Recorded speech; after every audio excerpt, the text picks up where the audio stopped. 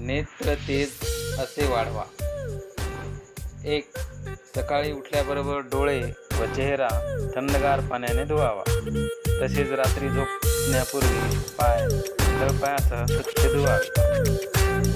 Number 2. सकाळच्या कोवळ्या सूर्यबिंबाकडे 2 मिनिटे पाहावे. नंबर 3.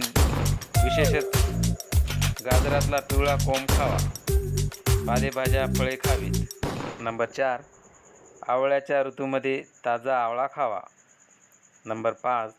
उन्हाळ्यात हिरवी वनराई बघत हिरवळीवरून सकाळी किंवा संध्याकाळी अर्धा 1 तास अनवाणी पायांनी फेरफटका मारावा. नंबर 6.